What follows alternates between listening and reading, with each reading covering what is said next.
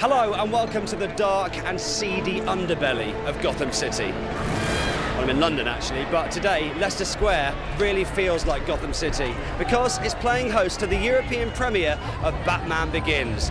Join us for the next half hour as we take you beneath the cape, inside the utility belt and behind the mask in this new big screen incarnation of the legendary Caped Crusader.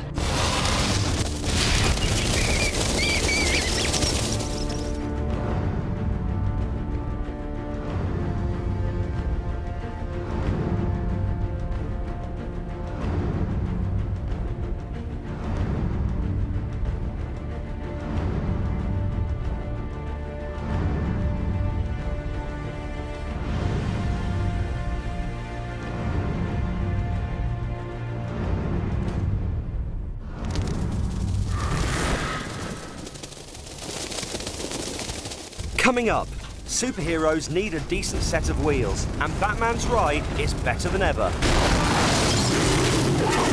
Find out what's new in Gotham City. I don't think you really could call it a prequel because we don't really relate it to the other films. Get all the behind-the-scenes secrets. And join me later from Hollywood, where I will meet the Dark Knight himself, Christian Bale. Batman has a strong masochistic streak. Plus his love interest, Katie Holmes. Every day on the set was just better than the day before. And the colourful cast of Batman Begins. I'm a superhero at school. Cheers, Danny. But before any of that, this is the European premiere of Batman Begins. And this is how it all began, when the stars turned out for the return of the Winged Avenger.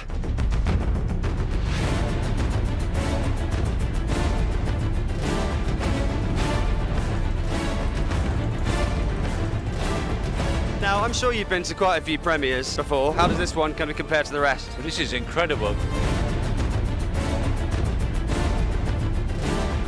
How amazing is this? I know, isn't it incredible? Yeah. It's just incredible. I suppose it's a Batman thing, but it really is a massive amount of people here. I am now stood with Batman, Christian Bale. Welcome to the European premiere. Thank you.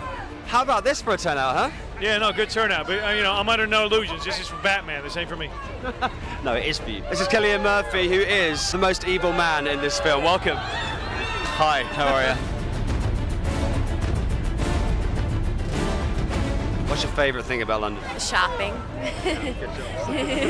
Good shops, yeah.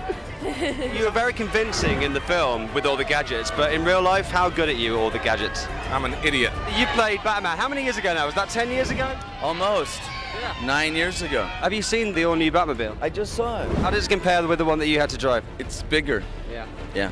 It's faster too. Sometimes bigger's better. So that was the premiere. Now back to the actual movie. This is the origin of Batman and how he went from rich young orphan to crime-fighting superhero. But how is this Batman different from all the others?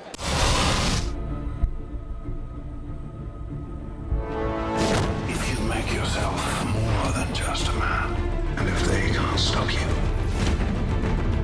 you become something else entirely. Which is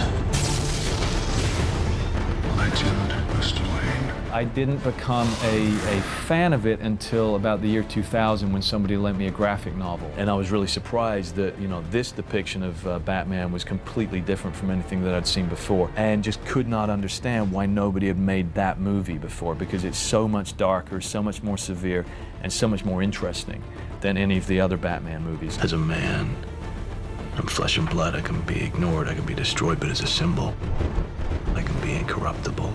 I can be everlasting. It is a big movie, but a very unusual one. And that's because I think, Chris is just judging by the work he's done before.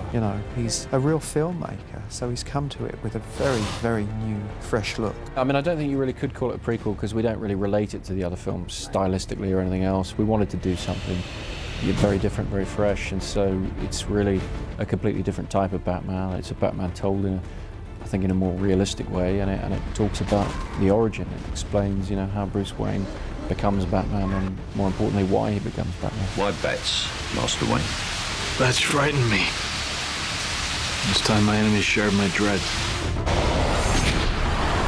Well, he's nuts. I mean, if you got someone who you brought up and he's an orphan, and then suddenly he says, I'm going to start climbing up the Empire State Building dressed as a bat, You go, now listen, son.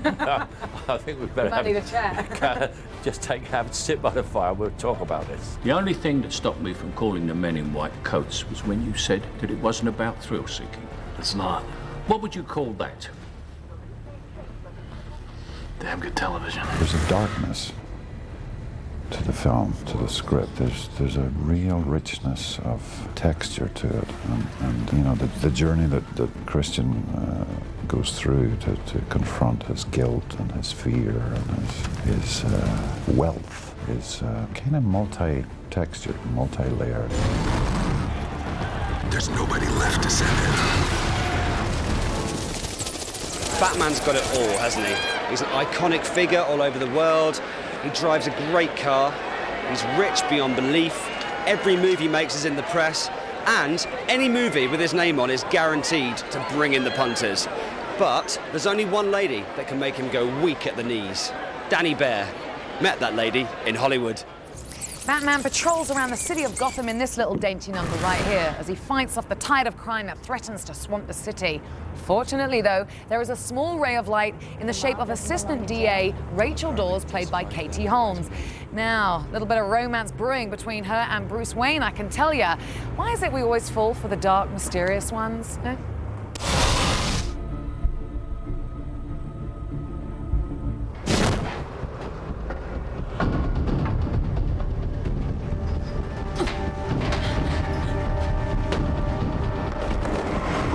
Nice to meet you, Katie. Very nice to meet you, Great Danny. job. The film is. I was exhausted watching this movie. Oh, with really? all the fighting and so I know. intense, and it was action-packed. It's a very exciting movie. Yeah, I'm so proud of it. You've done a whole bunch of movies, and obviously Dawson's Creek, and this must have been like the big kind of action movie for you. You know, it was so exciting to be a part of this movie. I was so thrilled to be a part of this amazing cast, and yeah, the movie has so much action, and you know, the Batmobile, Gotham City, and I really loved the story, and so it was exciting. It was so exciting to be a part of this. I was going to say, a stellar cast. You don't get better than Michael Caine and Liam Neeson. I know. I was watching, I was like, anybody else? Come on. You were gone a long time.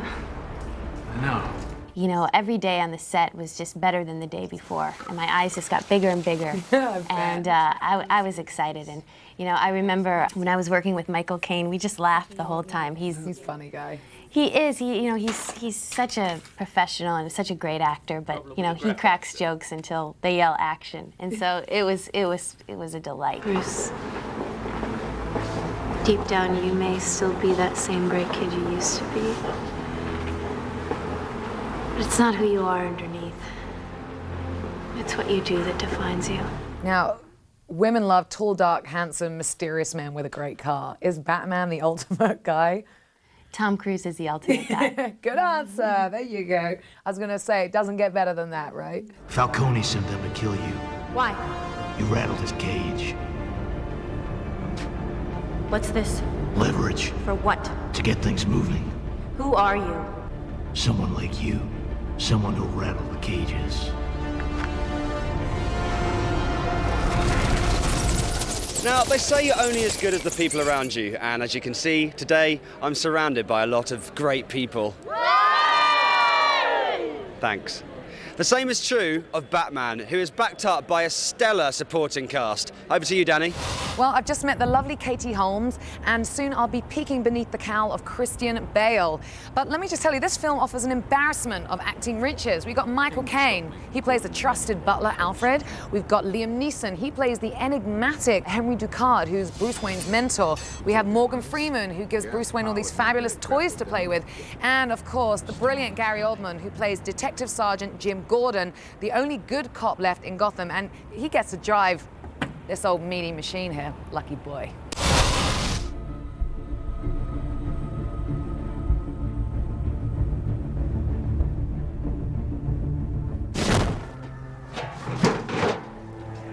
Storm's coming. Commissioner Love set up a massive task force to catch you. He thinks you're dangerous. What do you think? I think you're trying to help.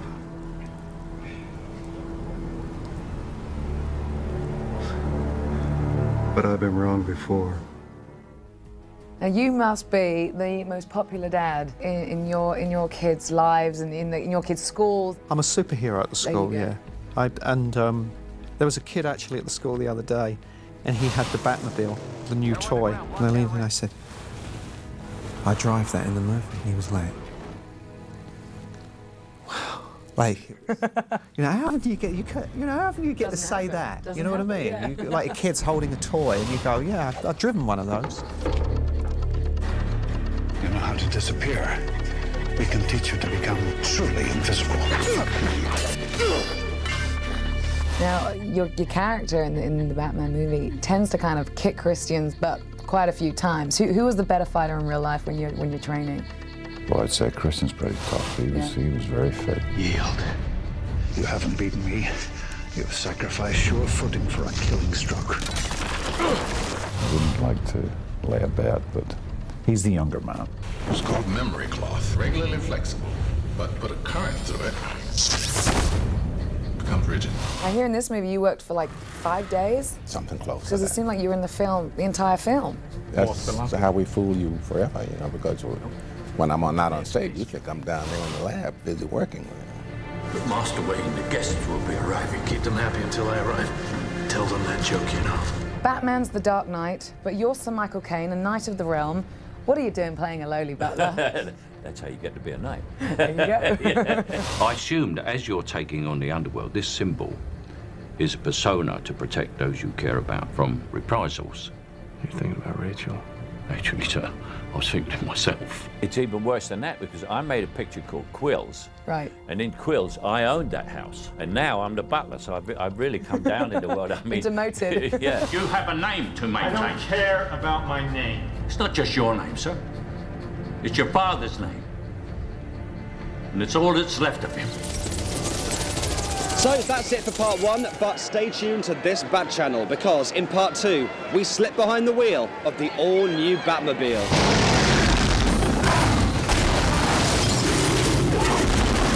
I gotta get me one of those. And I unmasked the driver of the new Batmobile. Yes, this beauty right here, the Caped Crusader himself, Mr. Christian Bale. It's a real raw machine.